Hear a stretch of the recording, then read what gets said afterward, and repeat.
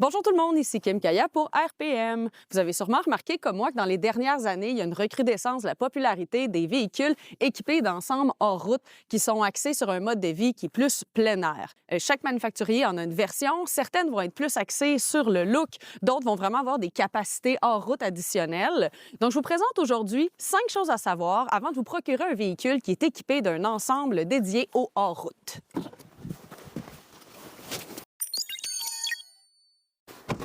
Mon premier point, ça va être au niveau du confort. Donc, qui dit véhicule de hors-route dit généralement suspension surélevée avec pneus tout-terrain surdimensionnés.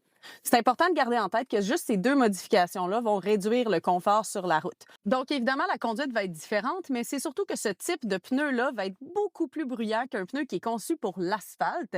Puis, gardez aussi en tête que les véhicules les plus robustes qui sont construits sur un châssis à échelle, comme ce Bronco-là, le Wrangler, le 4Runner, par exemple, bien, ça va être des véhicules qui vont être moins confortables d'emblée parce qu'on est axé sur la robustesse.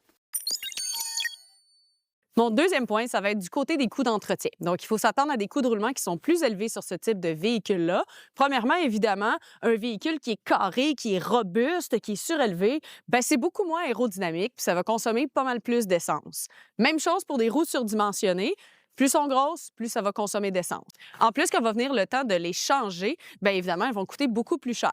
Par contre, il y a certaines de ces roues-là qui vont être homologuées pour l'hiver, donc on peut les garder à l'année. Ça fait un ensemble de moins à acheter, mais il faut garder en tête que ça va être moins efficace que des pneus qui sont vraiment conçus pour l'hiver, surtout sur la glace.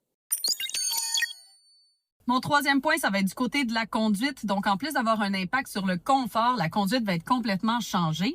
Premièrement, on pourrait croire qu'avec des très gros pneus, avec des gros crampons, on va avoir plus d'adhérence, mais c'est très rarement le cas, surtout sur de la glace. C'est des pneus qui sont conçus pour les chemins boueux puis pour les sentiers, pas vraiment pour la rue, donc il faut être vigilant de ce côté-là. Puis là, ajouter à ça une suspension conçue pour le hors-route, donc qui est plus molle, un centre de gravité qui est plus élevé, puis on se retrouve avec quoi? On se retrouve avec un véhicule qui a beaucoup moins de tenue de route puis qui est moins performant au niveau du freinage.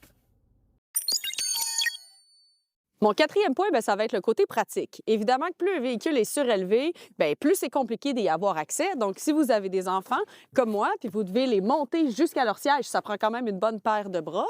Aussi, ça va être plus difficile de s'asseoir dans le véhicule pour les personnes de plus petite grandeur ou pour les personnes à mobilité réduite. Ça aide un petit peu d'avoir un marchepied, mais c'est quand même pas idéal. Et les véhicules qui sont équipés d'un pneu à l'arrière, comme le Bronco, le Wrangler puis le Defender, on va avoir d'autres désavantages. Entre autres, bien, c'est assez lourd. La porte s'ouvre ainsi sur le côté, est assez lourde. Puis si vous avez un toit souple, bien, ça réduit de beaucoup l'accès dans le véhicule. Bien sûr, peu importe la hauteur du véhicule, c'est super important en hiver de bien déneiger le toit. Donc, plus c'est haut, plus ça va être difficile. Une chance que j'ai un marchepied sur celui-là pour me rendre. Et pour mon cinquième point, j'en reviens au prix. Je veux parler du coût des options. Donc, la vérité, là, si on est honnête, c'est que la majorité de ces véhicules-là quitteront jamais l'asphalte et feront jamais de sentier. Donc, quand on paye pour un ensemble de hors-route, bien, on va se retrouver avec plein d'options qu'on n'utilisera pas, comme des différentiels bloquants, des prises auxiliaires pour des accessoires, des plaques de soubassement, ce genre de choses-là, quand, en fait, on aurait pu opter pour une version qui est différente, qui convient mieux à nos besoins. En gros, ce que je veux dire, c'est que oui, c'est le fun, c'est beau, mais des fois, prendre une option qui est moins dispendieuse ou qui est équipée différemment, bien, ça va être mieux adapté à nos besoins à nous.